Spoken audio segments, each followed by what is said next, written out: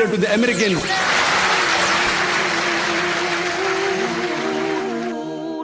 Alhamdulillah. Wassalatu wassalamu ala rasulillah wa ala alihi wa sahbihi ajmain. Amma ba'd. A'udhu billahi minash shaitanir rajim. Bismillahir rahmanir rahim. Udu ila sabili rabbika bil hikma wal mau'izatil hasana wajadilhum billati ahsan.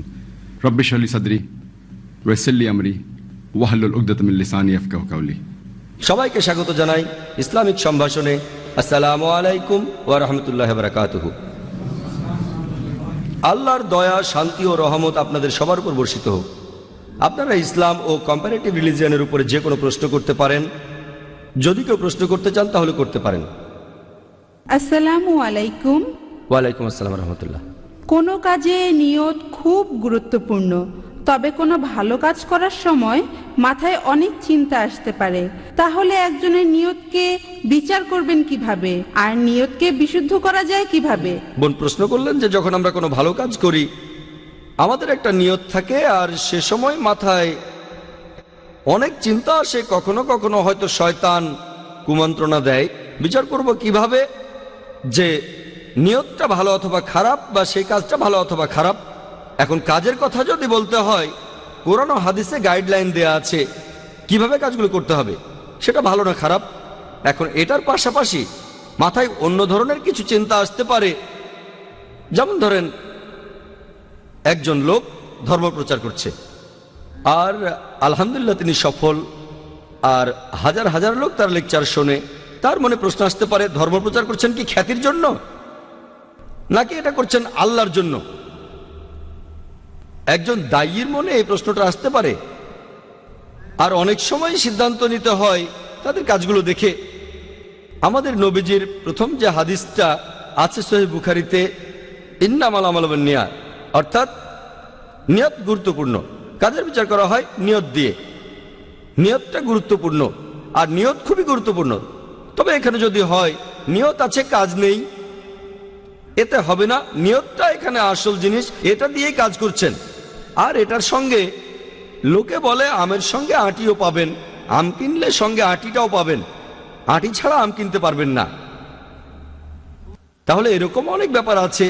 যেমন ধরেন মুহাম্মদ সাল্লাল্লাহু আলাইহি সাল্লাম, তিনি হলেন সবচেয়ে সফল মানুষ এই পৃথিবীতে, সবচেয়ে সফল মুসলিম, সবচেয়ে সফল নবী, আলহামদুলিল্লাহ।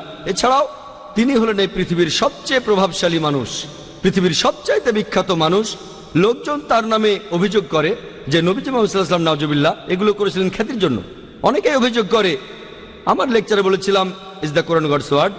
আমি পশ্চিমাদের দেয়া বিভিন্ন অভিযোগের কথা বলেছি, সন্দেহবাদীদের কথা বলেছি। তবে লোকজন এখানে অন্য আর অভিযোগ করেছে। নবীজিকে নিয়ে অনেকে হয়তো বলে তিনি করেছিলেন টাকার জন্য, সম্পদের জন্য করেছিলেন, এরকম আরো অনেক কিছু। এবার নবীজির জীবনটা একটু ভালো করে দেখেন যে মক্কা শহরের মুশরিকরা তাকে রাজা বানাতে চেয়েছিল। একবার নবীজি যখন ধর্ম প্রচার করতে গেলেন, কুরাইশ আর অন্যান্য গোত্রের সব নেতারা তখন নবীজিকে বলল, তোমার ধর্মটা তুমি বাদ দাও, আমরা তোমাকে রাজা বানাবো, এই পৃথিবীর সব সম্পদ দিয়ে দেব। নবীজি বললেন, যদি সূর্যকে আমার ডান হাতে রাখো আর চাঁদকে আমার বাম হাতে, তারপরও আমি আল্লাহর ধর্মকে ত্যাগ করব না। এতেই প্রমাণিত হয় যে নবীজি এই কাজগুলো অর্থ সম্পদের জন্য করেননি। একইভাবে পুরো জীবনটাকে দেখেন, ভালো কাজের সময় যদি মাথায় কোনো চিন্তা আসে সেটাকে পরীক্ষা করতে হবে, এটাই কি সেটা নাকি অন্য কিছু। হয়তো সে চিন্তাটা ঠিক, হয়তো অনিচ্ছাকৃতভাবে আপনি এই কাজটা করছেন খ্যাতির জন্য, সেটা ঠিক না। আর মানুষ ভুল করতে পারে, কোনো মানুষই বলবে না সে পারফেক্ট। তাহলে এখানে দেখতে হবে যে আপনার কাজ সেটা যেন আল্লাহ তাআলা এবং তার রাসূলের জন্য হয়। আপনি যে কাজই করেন, ধর্মপ্রচার বা অন্য কোনো ভালো কাজ ইত্যাদি, দুটো দিকই চিন্তা করতে হবে। আর তখনই বুঝতে পারবেন যে এটা টাকার জন্য কি। আচ্ছা, পরীক্ষা করে দেখলাম তিনি টাকার জন্য করছেন না, তাহলে কি খ্যাতির জন্য? আর এভাবে আমরা নিজেদের কাছে একেবারে পরিষ্কার থাকব। অন্যরা যা বলে বিশ্বাস করেন, সেটা নিয়ে ভাববেন না। কারণ আপনারা হয়তো জানেন পৃথিবীতে যে মানুষটার বিরুদ্ধে সবচেয়ে বেশি বই লেখা হয়েছে তিনি মুহাম্মদ সাল্লাল্লাহু আলাইহি ওয়াসাল্লাম। তাই যদি বলেন যে মানুষটার বিরুদ্ধে সবাই কথা বলে সেই লোকটা সম্ভাবনা বেশি যে সে খারাপ, তাহলে নবীজি সাল্লাল্লাহু আলাইহি ওয়াসাল্লাম নাউজুবিল্লাহ তার বিরুদ্ধে সবচেয়ে বেশি বই লেখা হয়েছে, তার মানে এই না নাউজুবিল্লাহ তিনি খারাপ। নিঃস্বার্থভাবে তিনি কাজ করে গেছেন, তিনি সর্বশ্রেষ্ঠ নবী। তারা যখন আমাদের নবীকে ছাড়ছে না, তাহলে আপনি আমি কে? তাই অন্যদের কথা নিয়ে মাথা ঘামাবো না, বরং আমরাই বিচার করব কোরআন ও হাদিসের উপর নির্ভর করে। এটা সবসময় বলি। তবে এর পাশাপাশি এমন লোকও পাবেন যারা ইসলামকে ব্যবহার করছে খ্যাতির জন্য, অর্থ সম্পদের জন্য। এমন অনেক লোকই আছে, তারা ইসলামের লেভেলটা লাগায় এটা করে টাকার জন্য, ইসলামের লেভেলটা লাগিয়ে তারা নিজেদের স্বার্থ উদ্ধার করে। তাহলে একজন মুসলিম হিসেবে ব্যাপারটা আমাদের বিচার করতে হবে। আর বিচার করতে গেলে মানুষ কি বলছে সেটা শুনবেন না, দেখবেন কোরআন এবং হাদিস। আর সেজন্যই দায়ীদের মধ্যে আমরা যখন কোনো মিটিংয়ের ব্যবস্থা করি, আমি সবসময় বলি কোরআন হাদিসকে ভিত্তি করে বলেন। আর লোকে যা বলে, হ্যাঁ তারা যা বলে সেটা শোনেন, কালা হয়ে বসে থাকবেন না। তবে দেখেন সে কথাগুলো কেমন। মানুষ অনেক অভিযোগ করতে পারে, মানুষের সেই অভিযোগ ঠিকও হতে পারে, ভুলও হতে পারে। তবে আমি একজন দায়ী হিসেবে আপনাকে বলবো, কোরআন এবং হাদিস মেনে চলার চেষ্টা করুন। মাথায় খারাপ চিন্তা আসবেই, এটা করে শয়তান। পবিত্র কোরআনে সূরা নাসের 1 থেকে 4 নম্বর আয়াতে উল্লেখ করা হয়েছে, শয়তান কুমন্ত্রণা দিতে পারে, অথবা আপনার মনে ভালো চিন্তা আসতে পারে, অথবা এতে আপনার জন্য উপকারও হতে পারে। যেমন ধরুন সকালে নামাজের সময় ঘুম থেকে উঠি, আসসালাতু খায়রুম মিনান নাওম, আজানে এটা বলা হয় নামাজ পড়া ঘুমের চাইতে উত্তম। শয়তান বলবে সবেমাত্র তো সময় হলো, 1 ঘন্টা আছে, 1 ঘন্টা হাতে সময় আছে, আরো 15 মিনিট ঘুমিয়ে নাও। আবার হয়তো উঠতে যাচ্ছেন, এখনো 45 মিনিট বাকি আছে, নামাজ পড়ো। বলছি না যে নামাজ পড়ো না, তবে আর 15 মিনিট ঘুমিয়ে নাও, 45 মিনিট বাকি আছে। এটা তো অনেক সময়। তারপর আধ ঘন্টা 10 মিনিট সময় চলে গেল, আপনি দেখলেন সময় শেষ। তাহলে মাথায় খারাপ চিন্তাগুলো আসতে পারে, খারাপ কাজ। আমাদের নবীজি বলেছেন যত তাড়াতাড়ি সম্ভব নামাজ পড়ো। যদি আপনারা এই হাদিসটা জানেন, হাদিসটা বলছে যত তাড়াতাড়ি সম্ভব, তাহলে আপনি ভুল করা থেকে বেঁচে যাবেন। শুধু এশার নামাজটা বাদে তখন জেগে থাকেন। তাহলে বুঝতে পারছেন, এমনটা প্রায় হয়। হয়তো আপনি অফিসে আছেন, তখন নামাজের সময় হলো। আমাদের প্রত্যেকের ক্ষেত্রে এটা হয়, হোক সেটা আপনি বা আমি। হয়তো দরকারি কোনো কাজ করছেন, যখনই নামাজের সময় হবে নামাজ পড়া উচিত, যত তাড়াতাড়ি সম্ভব। তবে কোনো কোনো ক্ষেত্রে দেরি করতে পারেন, নবীজি অনুমতি দিয়েছেন, এটা হারাম না দেরি করাটা। তবে সময় মতো নামাজ পড়াটা মুস্তাহাব। কোরআন হাদিস থেকে আমরা এই গাইডলাইনগুলো পাই। আর যদি আপনার নিয়ত আর কাজগুলোতে কোরআন এবং হাদিস মেনে চলেন, তাহলে বুঝতে পারবেন আপনার অবস্থানটা কোথায়। আশা করি উত্তরটা পেয়েছেন বোন। কোনো ভাই প্রশ্ন করবেন? হ্যাঁ করেন। আসসালামু আলাইকুম। ওয়ালাইকুম আসসালাম ওয়া রাহমাতুল্লাহ। আমার প্রশ্নটা হলো, আল্লাহকে কে সৃষ্টি করেছেন যার শুরু নেই শেষও নেই? ভাই আপনি প্রশ্ন করলেন যে আল্লাহ তাআলাকে কে সৃষ্টি করেছে। সাধারণত আমি এই প্রশ্নটার উত্তর দেই আরেকটা প্রশ্নের মাধ্যমে। আমি প্রশ্ন করি যে আমার বন্ধু জন, সে হাসপাতালে ভর্তি হয়েছে, সেখানে সে একটা বাচ্চার জন্ম দিল। বাচ্চাটা ছেলে না মেয়ে? আমার বন্ধু জন, সে হাসপাতালে ভর্তি হয়েছে, সে একটা বাচ্চা জন্ম দিয়েছে। বাচ্চাটা ছেলে না মেয়ে বলতে পারবেন? বলতে পারবেন বাচ্চাটা ছেলে না মেয়ে? কেউ পারবেন বাচ্চাটা ছেলে না মেয়ে বলতে? এখানে ঘটনাটা হলো, ভাই জন একজন পুরুষ, সে কিভাবে বাচ্চার জন্ম দেবে? যেহেতু সে বাচ্চার জন্ম দিতে পারবে না, তাই বাচ্চাটা ছেলে না মেয়ে এই প্রশ্নটা সেখানে আসবেই না।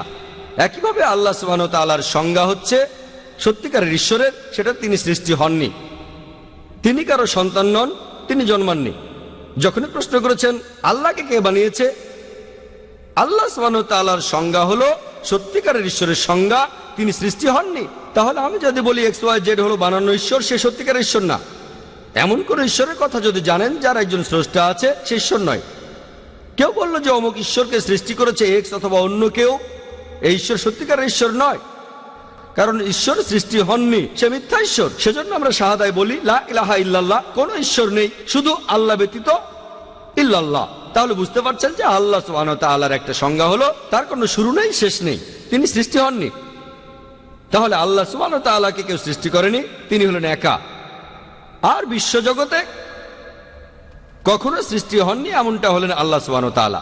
অন্য সবকিছু তিনি সৃষ্টি করেছেন প্রত্যক্ষ বা পরোক্ষভাবে, ঠিক? তাহলে বুঝতে পারছেন যে আল্লাহ সুবহানাহু ওয়া তাআলা তার একটা বৈশিষ্ট্য হলো সৃষ্টিকর্তা। এছাড়াও আল্লাহ তাআলার আরো অনেক বৈশিষ্ট্য আছে। একটা বৈশিষ্ট্য, তিনি সৃষ্টিকর্তা, সবচেয়ে বড় সৃষ্টিকর্তা। আর তিনি সৃষ্টি হননি, তিনি সবকিছু স্রষ্টা, সবকিছু তার উপর নির্ভর করে, তবে তিনি কোনো কিছুর উপর নির্ভর করেন না। আশা করি উত্তরটা পেয়েছেন। বিস্তারিত? ভাই প্রশ্ন করলেন যে আমার কোন ক্যাসেটে বিস্তারিত আছে। আমার লেকচার দেখেন, is the Quran God's word. আমার লেকচার, তারপরে প্রশ্নোত্তর পর্ব সব মিলিয়ে আনুমানিক 3.5 ঘন্টা। সেখানে এ সম্পর্কে বিস্তারিত জানতে পারবেন। এই প্রশ্নটাও সেখানে করা হয়েছিল, উত্তরটা আরো বিস্তারিত পাবেন সেখানে। আশা করি উত্তরটা পেয়েছেন।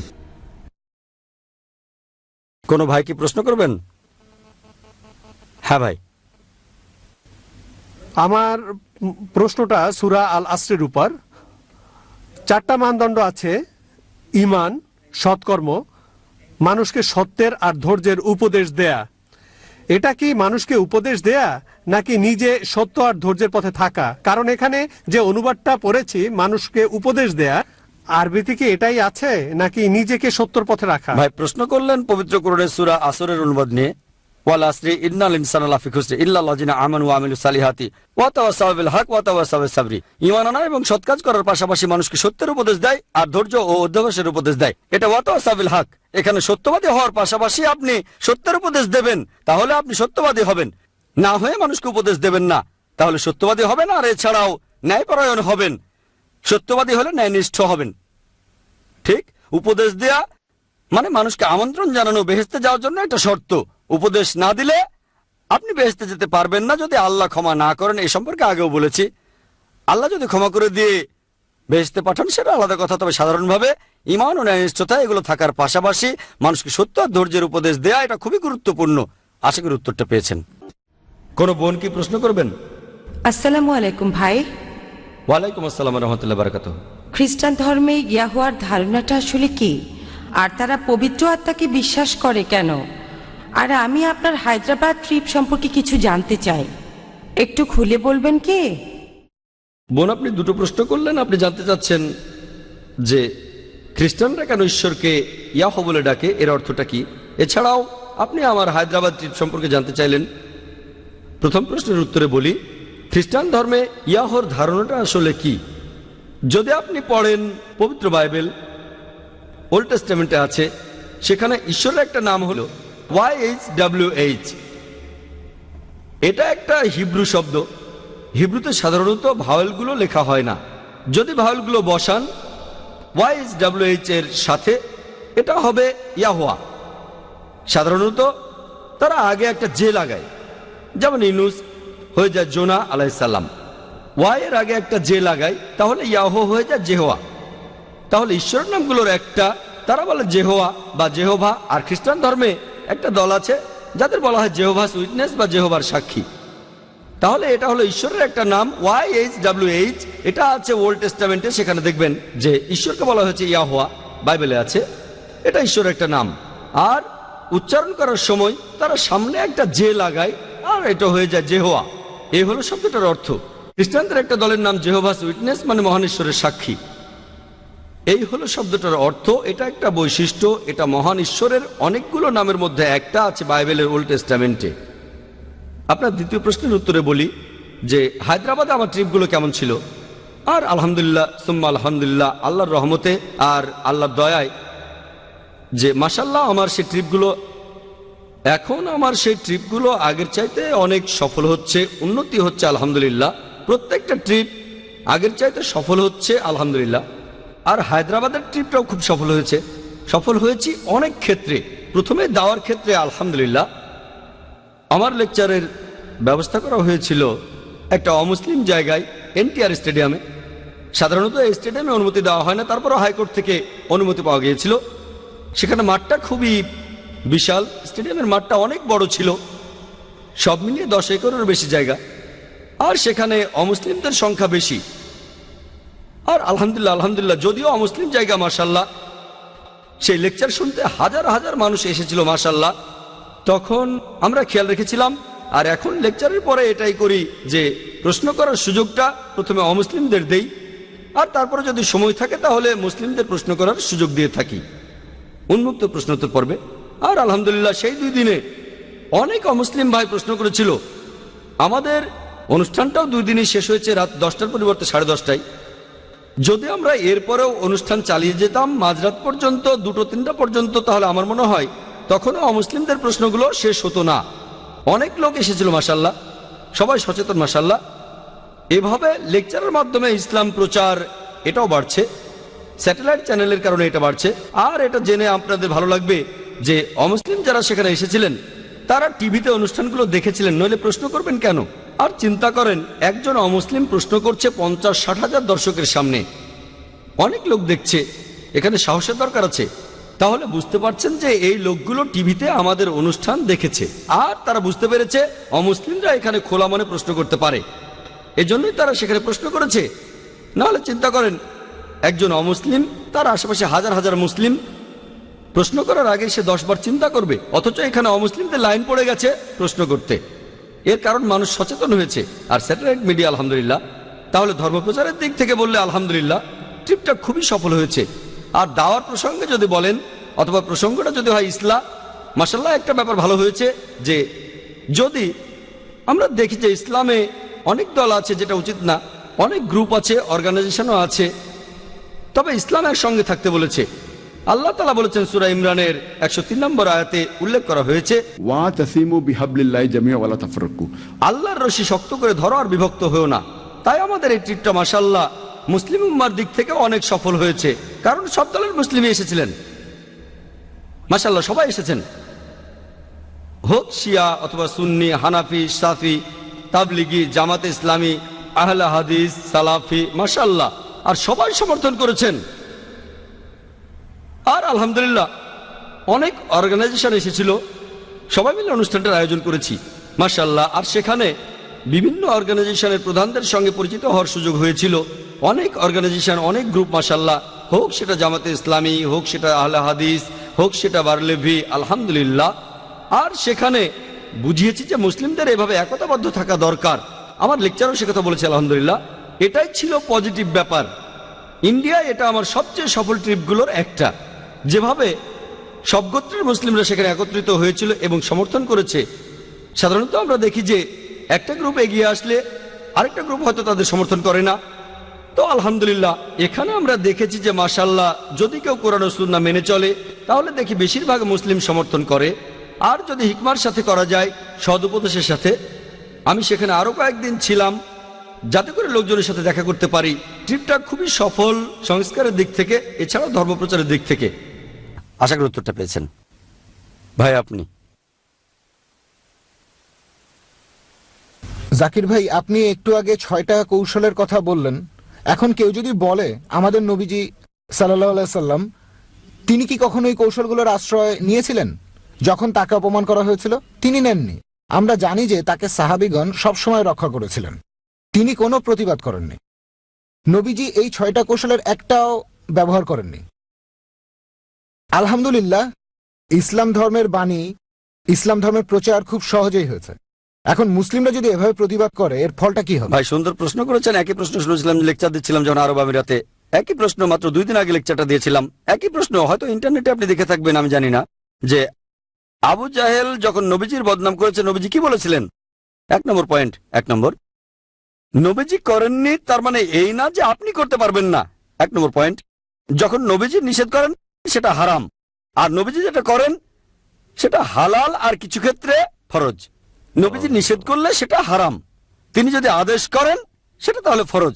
নবীজি যেটা করেছেন সেটা হয়তো সুন্নত, পরিস্থিতির উপর নির্ভর করে, ঠিক। তবে নবীজি যেটা করেননি, প্রশ্ন করলেন নবীজি হয়তো মাইকে কথা বলেননি, আপনি মাইকে বলছেন কেন? আমি বলবো এতে সমস্যা নেই। নবীজির কি স্যাটেলাইট চ্যানেল ছিল? না। তাহলে আমি চালু করলাম কেন? ইসলাম প্রচারের জন্য। সময় বদলে গেছে, তখন মাইকের প্রয়োজন ছিল না। তবে নবীজি যদি বলেন মাইকে কথা বলা হারাম, তাহলে হারাম, যত লোকের সামনে আপনি বলেন না কেন। তাহলে নবীজি করেননি তার মানে এই না যে সেটা নিষিদ্ধ। নবীজি মেডিকেল কলেজে পড়েননি, ঠিক, সাহাবা কেন পড়েননি, তার মানে এই না যে আপনি পড়বেন না। হ্যাঁ, তবে আপনি বলতে পারেন যে নবীজির দৃষ্টান্ত হলো এটা। আপনার কথাটার যথেষ্ট গুরুত্ব আছে। আর সেখানে নবীজিকে তার নিজের নামে করা বদনামগুলো শুনতে হয়েছে। আবু জাহেল সব সময় নবীজির উল্টো বলতো। নবীজি বললেন কালো, সে বলল সাদা, দিন বললে রাত, 100% শত্রু। এরকম আর একটা ঘটনা হযরত আলী রাদিয়াল্লাহু আনহু, তিনি যখন একটা যুদ্ধের ময়দানে শত্রুর সাথে যুদ্ধ করছেন, শত্রু তার মুখে থুথু মারলো। তিনি বললেন এখন তোমাকে মেরে ফেললে লোকে বলবে ব্যক্তিগত আক্রোশে তোমাকে মেরেছি তাই মারলেন না, না হলে তো মেরে ফেলারই কথা। সেটা যুদ্ধের ময়দান, লোকটা মুসলিমদের মারছে, আলী তাকে মারতে গেলেন, সে আলীর মুখে থুতু দিল। হযরত আলী বললেন আমার মুখে থুতু মেরেছো বলে তোমাকে ছেড়ে দিলাম। লোকে যাতে না বলে আমাকে থুতু দিয়েছো বলে আমি তোমাকে মেরেছি, তোমাকে আমি মারবো তবে আল্লাহর কারণেই। তাহলে এই হলো পার্থক্যটা। লোকটার মরে যাওয়া উচিত, কিন্তু মুখে থুতু দিয়েছে বলে হযরত আলী তাকে মারলেন না। তাহলে এটাই হলো আসল ব্যাপার। এভাবে বলা উচিত না যে নবীজি এত মহান, তার বদনাম করলে তিনি কিছু বলেন না, আমরাও বলবো না। তাহলে আল্লাহ কেন বলেছেন? আল্লাহ পবিত্র কোরআনে বলেছেন, হয় তাকে মেরে ফেলো। আল্লাহ নবীজির চাইতে অনেক উপরে। যে আল্লাহ রাসূলের বিরুদ্ধে যুদ্ধ করে, হয় তাকে মেরে ফেলো, নয়তো ক্রুশবিদ্ধ করো, হাত আর পা কেটে ফেলো, নয়তো নির্বাসন দাও। এই চারটা অপশন। এখন নবীজির জন্য এটা ব্যক্তিগত, তিনি ক্ষমা করতে পারেন, ঠিক। তবে নবীজির বদনাম শোনার পর কেউ যদি বলে নবীজি ক্ষমা করেছেন, আমিও ক্ষমা করলাম না, আপনি খলিফা হলে এখানে ক্ষমা করতে পারবেন না। আপনি সাধারণ মানুষ হলে মৃত্যুদণ্ড দিতে পারবেন না, ক্রুশবিদ্ধ করতে পারবেন না, হাত পা কাটা বা নির্বাসন দিতে পারবেন না। তাহলে আমি কি করব? নবীজি নির্দেশ দিয়েছেন, যদি খারাপ কোনো কিছু দেখো, পারলে তোমার হাত দিয়ে থামাও অথবা তোমার মুখ দিয়ে। এগুলো করতে না পারলে মনে মনে অভিশাপ দাও। এটুকু এখন মুসলিমরা করে না। এটুকু করলে আপনি হবেন একেবারে নিচু স্তরের মুমিন। তাহলে সবকিছুই আসলে পরিস্থিতির উপর নির্ভর করে। সে সময় মিডিয়া ছিল না, কোর্টে কেসও করা যেত না, এগুলো তখন ছিল না। শান্তিপূর্ণ প্রতিবাদ তখনও ছিল, সে আমলেও শান্তিপূর্ণভাবে প্রতিবাদ করা যেত। নবীজির অনেক সাহাবী বিখ্যাত যোদ্ধা ছিলেন, তারা প্রতিবাদ করতে চাইতেন। নবীজি বলতেন না, শান্তিপূর্ণ প্রতিবাদ। পাথর মেরেছে তবুও বলেছেন লা ইলাহা ইল্লাল্লাহ, প্রতিবাদ করেননি। পাথর মেরেছে, গালাগালি দিয়েছে, অত্যাচার করেছে, মেরেও ফেলেছে, কিন্তু মুসলিমরা প্রতিবাদ করেনি। অনেক সাহাবী তখন নবীজিকে বলেছেন, আমাদের মধ্যে যাদের মেরে ফেলা হয়েছে তাদের হয়ে প্রতিশোধটা নেই। যে লোকটা খুবই বিখ্যাত যোদ্ধা, নবীজি বলেছেন প্রতিশোধ নিও না, সেটাই তার জন্য বড় জিহাদ। আঘাত করা সোজা, আমাকে কেউ মারলো আমিও মেরে দিলাম, আমি মারতে পারি, আর নবীজি বললেন মেরো না, শেষ। তারপর যখন মদিনায় গেলেন তখন অনুমতি পেলেন। নবীজি এক এক সময় এক এক পদ্ধতিতে এগিয়েছেন। সে সময় মুসলিমদের মধ্যে বিখ্যাত যোদ্ধা ছিল হযরত হামজা, মাশাআল্লাহ, হযরত ওমর বিখ্যাত যোদ্ধা। তারা ভয় পেত না যে সামনে 100 জন না 1000 জন, কিন্তু নবীজি তাদের অনুমতি দেননি। এটাই হলো জিহাদ। প্রতিশোধ নিতে পারতেন, কিন্তু নবীজি বললেন সময় হয়নি। এক এক সময় পদ্ধতিটা এক এক রকম। এখন নবীজির প্রসঙ্গে যদি বলেন, নবীজিকে বদনাম করা হলে তিনি যদি বলতেন যাও ওদের মেরে ফেলো, এটার ফল হতো নেগেটিভ। বুঝলেন? আল্লাহ কোরআনে যা বলেছেন কোনো হাদিসই তার বিরুদ্ধে বলবে না। এখানে দেখতে হবে প্রসঙ্গটা, আর আমাদের বুঝতে হবে নবীজি কিন্তু আল্লাহর বিরুদ্ধে যাননি, আল্লাহর বিরুদ্ধে যাননি। এটা তার ব্যক্তিগত ব্যাপার, ব্যক্তিগত ব্যাপার। যদি এমনটা হয়, ধরেন কোন লোক আমার ঘরে চুরি করলো, আমি ক্ষমা করে দিলাম, কিন্তু যদি বিচারক হই পারবো না।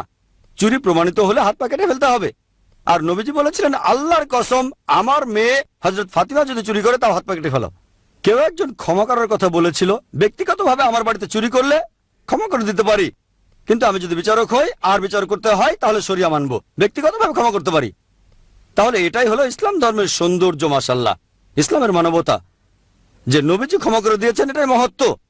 নবীজির তখন ক্ষমতা ছিল, প্রতিশোধ নিতে পারতেন, তারপরও ক্ষমা করলেন, এতে নবীজি উপরে উঠলেন। শ্রী শ্রী রবিশঙ্করের চাইতে, যীশু খ্রিস্টের চাইতে উপরে উঠলেন। আমরা এই কথাগুলো প্রচার করব। নবীজির সে সময় অনেক ক্ষমতা ছিল। যখন তিনি মক্কায় ছিলেন সে সময় মুসলিমরা এক বিন্দুও রক্তপাত ঘটায়নি। মক্কা বিজয়ের পর নবীজি প্রথমে বললেন এখানকার সব মানুষ নিরাপদ, তোমাদের কোনো ক্ষতি হবে না। চিন্তা করেন, যাদের উপর অত্যাচার করা হয়েছে, ঘর থেকে বের করে দেওয়া হয়েছে, তারা ফিরে এসে সেখানকার মানুষদের দিল নিরাপত্তা। এটা কে করতে পারে? তাহলে নবীজির সময়ে মুসলিমদের প্রতিবাদের ধরনটা দেখেন। এটা হলো নবীজির সঙ্গে আমাদের পার্থক্য, এটাই ভালোবাসা।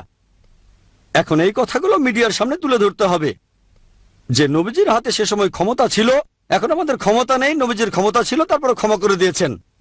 তাহলে ইতিহাস ঘাটলেই দেখতে পাবেন যখন কোনো মানুষ এভাবে ক্ষমা করে দেয়, কোনো রক্তপাত ছাড়া, কারো উপরে প্রতিশোধ নেয় না, এরপর সে যদি সেখানকার ক্ষমতা দখল করে নেয় আর সবাইকে অতীতের কাজের জন্য ক্ষমা করে দেয়, আলহামদুলিল্লাহ।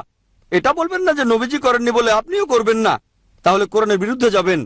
ঠিক, কোরআন হলো 1 নম্বর, হাদিসও কোরআনের বিরুদ্ধে যাবে না। দুর্ভাগ্যজনকভাবে মিডিয়া খারাপ কিছু জিনিস বেছে নেয় আর বলে মুসলিমরা এমন। আরে কোরআন সম্পর্কে পুরোটা না জেনেই তো বলে, তার মানে তাদের কথা মানলে কোরআন ভুল। কোরআন এমন অনেক নির্দেশ দিয়েছে, তবে সেগুলো এখানে প্রয়োগ করতে পারবো না, কারণ এই দেশটা ইসলামী রাষ্ট্র না। কিন্তু ইসলামী রাষ্ট্র হলে সেটা আমাদের প্রত্যেকেরই কর্তব্য। ঠিক, ভায়োলেন্স সামান্য হলেই ভালো ঠিক নয় এমন নয়, এটাও ঠিক। এ ব্যাপারে অন্যান্য লেকচারেও বলেছি। সালমান রুশদি, তাসলিমা নাসরিনকে নিয়ে বলেছিলাম, সেখানে প্রয়োজন ছিল। বিতর্কটা হয়েছিল একটা অমুসলিম দেশে, সেটা যদি মুসলিম দেশে হতো ফিনিশ। এই 4টা অপশন, অন্য কিছু না। অমুসলিম দেশে হলে করতে পারবো না, আর বিতর্কটা কোনো মুসলিম দেশে হয়নি। মুসলিম কোনো দেশে না হলে করা যাবে না, সেটা হোক আমেরিকা বা ডেনমার্ক করুক, আমরা দেশের আইন মেনে চলবো। আশা করি উত্তরটা পেয়েছেন। ওয়া আখিরু দাওয়ানা আলহামদুলিল্লাহি রাব্বিল আলামিন। يا رب إنك أنت